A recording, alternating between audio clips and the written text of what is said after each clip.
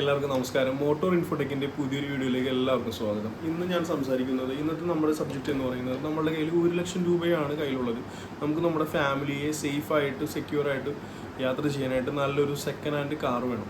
അപ്പോൾ അതിനെക്കുറിച്ചാണ് സംസാരിക്കുന്നത്. അതായത് 1 ലക്ഷം രൂപയ്ക്ക് ഇന്നത്തെ കേരള മാർക്കറ്റിൽ നമുക്ക് ലഭിക്കുന്ന 3 വാഹനങ്ങൾ, അത് ഏറ്റവും കൂടുതൽ സെയിലുള്ളതും സ്പെയർ പാർട്സ് ലഭിക്കുന്നതും എല്ലാ പോയിന്റ് ടു പോയിന്റ് എല്ലാ ടൗണിലും സർവീസ് സെൻറ്റർ അവൈലബിൾ ആയിട്ടുള്ള 3 വാഹനങ്ങളാണ് ഞാൻ സംസാരിക്കുന്നത്.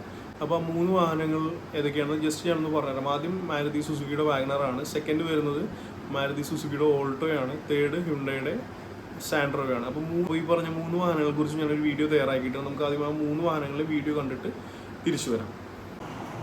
ഇത് 2007 മോഡൽ സാൻഡ്രോ സിംഗ് ആണ്, റെഡ് കളർ.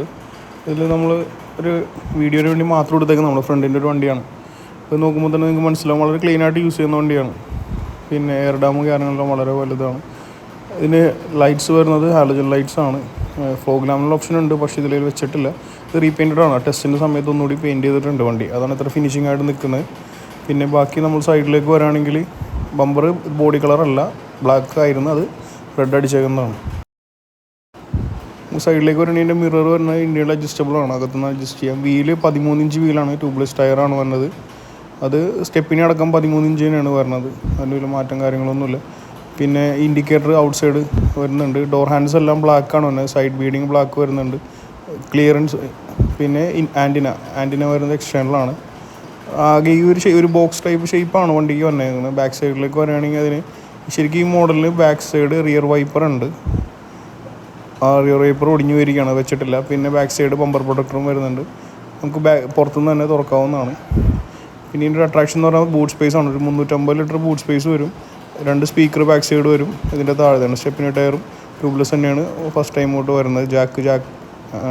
ജാക്ക് സ്പാൻഡർ ലൈനിൽ കൂടെ വരും. പിന്നെ ഒരു പാർസൽ ഡ്രൈവ് കൂടെ അതിൽ വെച്ചിട്ടുണ്ട്. ഇനി നമുക്ക് ബാക്ക് സൈഡ് സീറ്റ് കാര്യങ്ങളൊക്കെ ഒന്ന് നോക്കാം. ഇതിൻ്റെ ഇൻസൈഡ് ഡോർ പാനൽ പറഞ്ഞ ഫൈബറാണ്. പിന്നെ നമ്മുടെ ബോഡി ടച്ച് ചെയ്യുന്ന സ്ഥലത്തൊരു കോട്ടൻ്റെ ഒരു ടച്ച് വരുന്നുണ്ട്. പിന്നെ ലെഗ് സ്പേസ് പറയുകയാണെങ്കിൽ ഠീക് ടാക്ക് ആവറേജ് ആണ്. ഞാനൊരു 6 അടി പൊക്കമുള്ള ഒരാളാണ്, അപ്പോൾ ഞാനായിരിക്കും എനിക്ക് കാല് മുട്ടുന്നുണ്ട്. പിന്നെ എന്നാലൊരു 2.5-3 ആൾക്കാർക്ക് സുഖമായിട്ട് ഇരുന്ന് പോകാം. ബാക്കിൽ ഹമ്പ് വരുന്നുണ്ട്, പക്ഷേ അത് ചെറുതാണ്. എന്നാലും നടുക്കിരിക്കുന്ന ആൾക്ക് കാല് മുട്ടൊന്നുമില്ല. പിന്നെ ഞാൻ പറഞ്ഞില്ല, പാർസൽ ട്രേ കാരണം ഇതായില്ല. അത്യാവശ്യം ലേഡീസിൻ്റെ ബാഗ്, ടിഷ്യൂ പേപ്പർ എല്ലാം വെക്കാം. പിന്നെ 3.0 LR ഉണ്ട്, മുകളിൽ ഹാൻഡിൽസ് എല്ലാം വരുന്നുണ്ട്. അത്യാവശ്യം നല്ല ഹെഡ് റൂം വരുന്നുണ്ട്, കാരണം ബോക്സ് ടൈപ്പ് ആയതുകൊണ്ട് കുറച്ച് നല്ലപോലെ ഹെഡ് റൂം കിട്ടുന്നുണ്ട്. പിന്നെ ഫ്രണ്ട് സീറ്റിൻ്റെ ബാക്കിൽ അത്യാവശ്യം ചെറിയൊരു സ്റ്റോറേജ് വരുന്നുണ്ട്, കോട്ടൺ തന്നെ. ആ സീറ്റ് കവറുമ്പോൾ ഒരു സ്റ്റോറേജ് കിട്ടുന്നുണ്ട്. ഇനി നമുക്ക് പതുക്കെ നടന്നത് ഈ ഡ്രൈവർ സൈഡ് ഡോറിന്ന് തുറന്ന് നോക്കാം. ഡ്രൈവർ സൈഡ് ഡോർ തുറന്നുമ്പോൾ തന്നെ കാണാം ഇതിൻ്റെ എൻട്രിയും എക്സിറ്റും വളരെ എളുപ്പമാണ്, കാരണം നല്ല സ്പേസ് ഉണ്ട്. കയറിയിരിക്കാനും ഇറങ്ങാനും വളരെ നല്ല ഈസി ആയിട്ട് ചെയ്യാവുന്നതാണ്. നമുക്ക് ഇഷ്ടംപോലെ സ്റ്റോറേജുകൾ വരുന്നുണ്ട്. പിന്നെ മിറർ ഹാൻഡിൽ ഞാൻ പറഞ്ഞില്ല, അതൊന്ന് അഡ്ജസ്റ്റ് ചെയ്യാവുന്നതാണ്. പിന്നെ ഇതാണ് ഡാഷ്ബോർഡ്, സ്റ്റോറേജ് ബോക്സ് വരുന്നത്. അതുകൂടാണ്ട് ഇവിടെ 2 ബോട്ടിൽ വയ്ക്കാം. ഇത് പവർ വിൻഡോസിൻ്റെ കൺട്രോളാണ് ബാക്ക് സൈഡ്, പക്ഷേ ഇത് കമ്പനി തന്നെ അല്ല, എക്സ്റ്റേണൽ പുറത്തുനിന്ന് വെച്ചേക്കുന്ന പവർ വിൻഡോ ആണ്. ഈ വണ്ടിക്ക് ശരിക്കും ബാക്കിൽ പവർ വിൻഡോ വരുന്നില്ല. പിന്നെ ഇത് വരണമെങ്കിൽ ഇതിൻ്റെ സ്റ്റോറേജ് ഇഷ്ടം പോലെ വരുന്നുണ്ട്. ഇത് അതിൻ്റെ ഹൈ മൗണ്ട് ലൈറ്റാണ്. പിന്നെ വന്നത് ഇത് മറ്റേ സൺവൈസർ തന്നെ ഗ്ലാസ് വരും. അത് ഡ്രൈവർ പാസഞ്ചർ സൈഡ് മാത്രമേ ഉള്ളൂ. നമുക്ക് ടിക്കറ്റ് റോളൊക്കെ വയ്ക്കാനുള്ള ഓപ്ഷൻ ഉണ്ട്. സെറ്റ് വരുന്നില്ല, സെറ്റ് ഫുൾ ഓപ്ഷൻ മാത്രമേ വരുന്നുള്ളൂ. ഈ മോഡലിന് സെറ്റ് വരുന്നില്ല. AC എല്ലാം പക്ക കൂളിംഗ് ആണ്. സാൻഡ്രോന് വിത്ത് AC നമുക്കൊരു 12 മൈലേജ് കിട്ടും. വിത്തൗട്ട് AC അങ്ങനെ ഓടിക്കാറില്ല ആരും, എന്നാലും ഒരു 1 കിലോമീറ്റർ 1.5 കിലോമീറ്റർ വ്യത്യാസം വരുന്നുള്ളൂ. പിന്നെ ആവറേജ് സിറ്റി ട്രാഫിക്കിൽ ഒരു 8-9 നോക്കിയാൽ മതി. ഹൈവേസിൽ കുറച്ചുകൂടി മൈലേജ് കിട്ടും. പിന്നെ എനിക്ക് ഈ സൈഡിലാണ് ഇടുന്നത്, അതെല്ലാം വണ്ടികളും പോലെ തന്നെ സെയിം തന്നെയാണ്.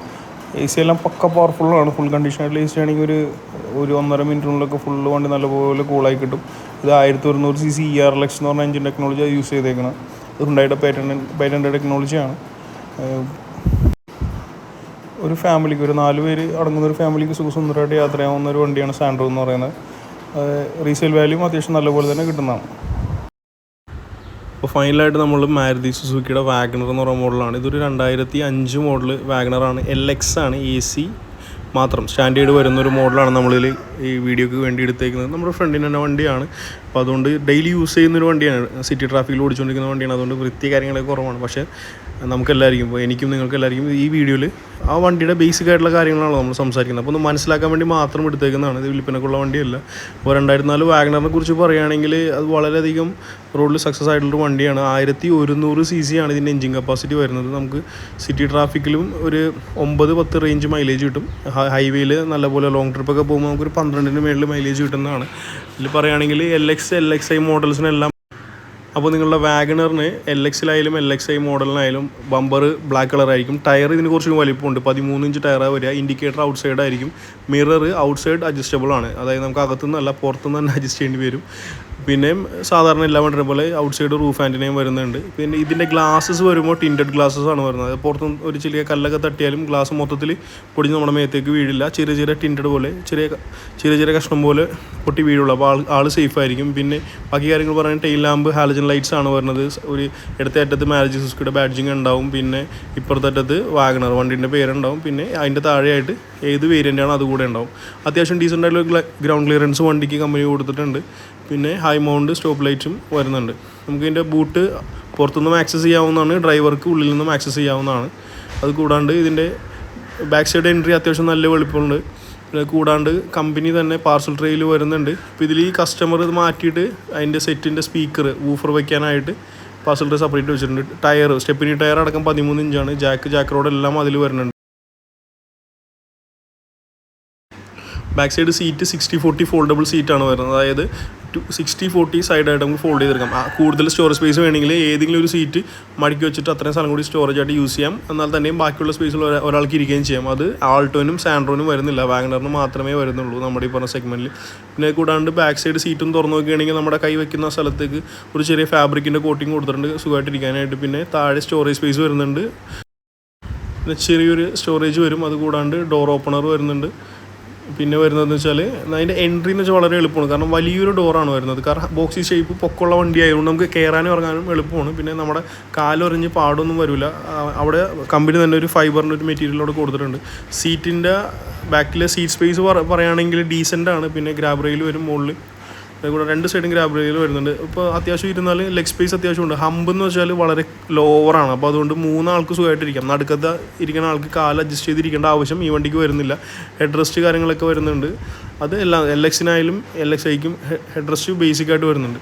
നമുക്ക് ഡ്രൈവർ സൈഡ് സീറ്റിലേക്ക് ഇരിക്കുകയാണെങ്കിൽ ഇനി നമുക്ക് ഡ്രൈവർ സൈഡ് സീറ്റിലേക്ക് ഇരിക്കാം. ഡ്രൈവർ സൈഡ് സീറ്റിലെ എൻട്രിയും എക്സിറ്റും വളരെ സ്മൂത്താണ്. കാരണം പൊക്കമുള്ള വണ്ടി ആയതുകൊണ്ട് കയറാനും ഇറങ്ങാനും എളുപ്പമാണ്.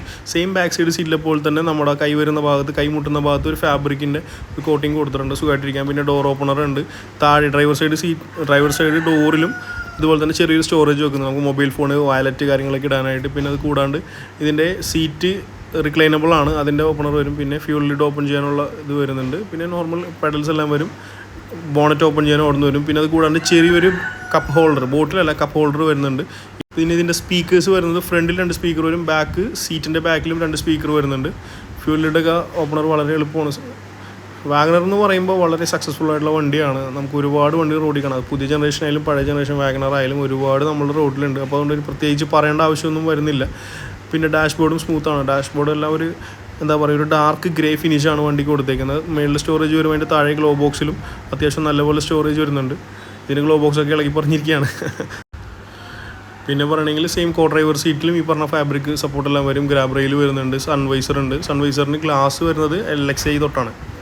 പിന്നെ ഡ്രൈവർ സൈഡും സൺവൈസർ വരും. ടിക്കറ്റ് ഹോൾഡറൊക്കെ വരുന്നുണ്ട്.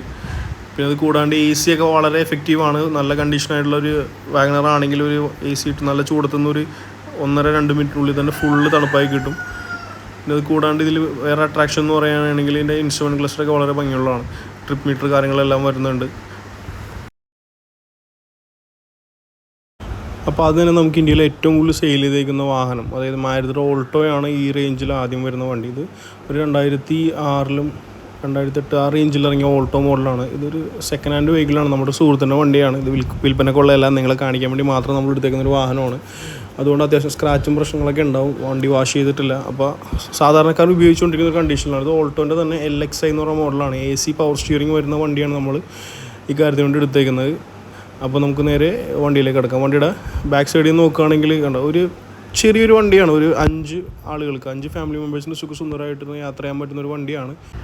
ഇതൊരു 1000 cc വരുന്ന ഒരു ചെറിയ എഞ്ചിൻ വെച്ചിട്ടുള്ളൊരു സാധാരണ കുടുംബത്തിന് യാത്ര ചെയ്യാൻ പറ്റുന്ന ചെറിയൊരു വണ്ടിയാണ്. ഇതിൻ്റെ മിറേഴ്സ് എല്ലാം ബ്ലാക്ക് ആയിരിക്കും. അതുപോലെ തന്നെ ബമ്പർ, ഡോർ ഹാൻഡിൽസ് എല്ലാം ബ്ലാക്കാണ് വരുന്നത്. പക്ഷേ നമ്മൾ റോട്ടിൽ കാണുന്നേക്കുന്നത് 90% വണ്ടികൾക്കും ഇതെല്ലാം ബോഡി കളറായിരിക്കും. മിക്കവാറും ബമ്പേഴ്സ് എല്ലാവരും ബോഡി കളർ അടിക്കുന്നതാണ്, അല്ലാതെ സ്റ്റാൻഡേർഡായിട്ട് വണ്ടിയിൽ വരുന്നില്ല. ലൈറ്റ്സ് വരുന്നത് നോർമൽ ഹാലജൻ ഹെഡ് ലൈറ്റ്സ് ആണ്. പിന്നെ വൈഡ് എയർ ഡാം വരുന്നുണ്ട്. പിന്നെ അത് കൂടാണ്ട് ഇതിൻ്റെ വേറെ വ്യത്യാസം എന്ന് വെച്ചാൽ ഇതിൻ്റെ ടയേഴ്സ് എല്ലാം 12 ഇഞ്ച് ടയറാണ്. അത് 4 വീലും സ്റ്റെപ്പിനും എല്ലാം 12 ഇഞ്ച് ടയറാണ് വരുന്നത്. ഈ സെഗ്മെൻറ്റിൽ ഈ വിലക്ക് കിട്ടുന്ന മറ്റു വാഹനങ്ങളെ അപേക്ഷിച്ച് ഇതിൻ്റെ ടയർ ചെറുതാണ്. ഇൻഡിക്കേറ്റേഴ്സ് എല്ലാം ഔട്ട് സൈഡാണ്, അത് മിററിൽ വരുന്നത്. പിന്നെ വാഹനത്തിൻ്റെ ഗ്ലാസ് വരുമ്പോൾ അത് സാധാരണ ഗ്ലാസ്സാണ്, ടിൻറ്റഡ് ഗ്ലാസ് അല്ല, നോർമൽ ഗ്ലാസ്സാണ് മാരുതിയിൽ പ്രൊവൈഡ് ചെയ്തേക്കുന്നത്. ബാക്ക് സൈഡിലേക്ക് വരികയാണെങ്കിൽ ഇതിന് ബാക്ക് വൈപ്പർ ഒറ്റ മോഡലും വരുന്നില്ല, അത് അഡീഷണൽ ഫിറ്റ് ചെയ്യാനും സാധിക്കില്ല. പിന്നെ അത് കൂടാണ്ട് ടൈൽ ലൈറ്റ്സ് എല്ലാം നോർമൽ LED ഒന്നും വരുന്നില്ല, എല്ലാം ഹാലജൻ നോർമൽ ലൈറ്റ്സ് ആണ്. ഇപ്പുറത്ത് ഓൾട്ടോൻ്റെ ബാഡ്ജിങ് ഉണ്ട്, താഴെ LXI വേരിയൻറ്റിൻ്റെ ബാഡ്ജിങ് വരും. പിന്നെ ഏകദേശം അത്യാവശ്യം തരക്കേടില്ലാത്തൊരു ഗ്രൗണ്ട് ക്ലിയറൻസും വണ്ടിക്ക് വരുന്നുണ്ട്. ഇനി നമുക്ക് ഇതിൻ്റെ ബൂട്ടൊന്ന് തുറന്ന് നോക്കാം, എന്തോരം സ്പേസ് കാര്യങ്ങളൊക്കെ ഉണ്ടെന്ന് നമുക്ക് നോക്കാം. ഇതിന് ആക്സസ് നമുക്ക് ഫ്രണ്ട് ഡ്രൈവറിനും ആക്സസ് ചെയ്യാം. അവിടെ താഴെ ഒരു ലിവർ വരുന്നുണ്ട്, പുറത്തുനിന്ന് നമുക്ക് കീ വെച്ചും ആക്സസ് ചെയ്യാം. ഒരു ഡീസൻ്റ് ആയിട്ടുള്ള ബൂട്ട് സ്പേസ് ആണ് ഇതിന് വണ്ടിക്ക് പ്രൊവൈഡ് ചെയ്തേക്കുന്നത്. പിന്നെ സ്റ്റെപ്പിനി ടയർ, ജാക്ക് സ്പാനേഴ്സ് എല്ലാം അതിൻ്റെ താഴെ വരുന്നുണ്ട്. ഒരു പാർസൽ ട്രേ ഈ മോഡലിലില്ല, പക്ഷേ മിക്കവരും അത് മേടിച്ച് വെക്കുന്നുണ്ട്, ആഫ്റ്റർ മാർക്കറ്റ് ഒരുപാട് കിട്ടാനുണ്ട്. പിന്നെ ഡീഫോഗർ കാര്യങ്ങളൊന്നും ഓൾട്ടോന് വരുന്നില്ല. ഇതൊക്കെയാണ് ഈ വണ്ടിയുടെ മെയിനായിട്ടുള്ള പ്രശ്നം.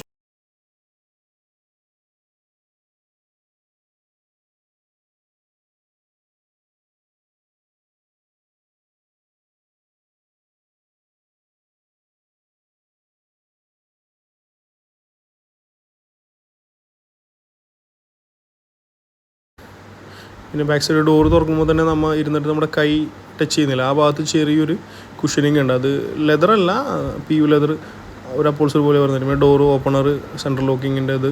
പിന്നെ വിൻഡോസ് എല്ലാം മാനുവൽ വിൻഡോസ് ആണ്, നമുക്ക് കൈ വെച്ച് കറക്കി തന്നെ ഓപ്പൺ ക്ലോസ് ചെയ്യേണ്ടി വരും. എൻട്രി എക്സിറ്റും ബാക്ക് സൈഡ് കുറച്ച് കൺജസ്റ്റഡ് ആണ്. സീറ്റ്സ് എല്ലാം വരുന്നത് ഫാബ്രിക് ആണെങ്കിലും നല്ല ഹൈ ക്വാളിറ്റി സീറ്റ്സ് ആണ് വരുന്നത്. ബാക്ക് ഹെഡ് റെസ്റ്റ് ഉണ്ടാവില്ല, സ്റ്റാൻഡേർഡ് ആയിരിക്കും. പിന്നെ അത് കൂടാണ്ട് ഇരുന്ന് കഴിഞ്ഞാലും ബാക്ക് സൈഡ് അത്യാവശ്യം സ്പേസ്, ഒരു 6 അടിക്ക് മേലുള്ള ആൾക്കാരൊന്നും ഇരിക്കാൻ സമ്മതിക്കില്ല.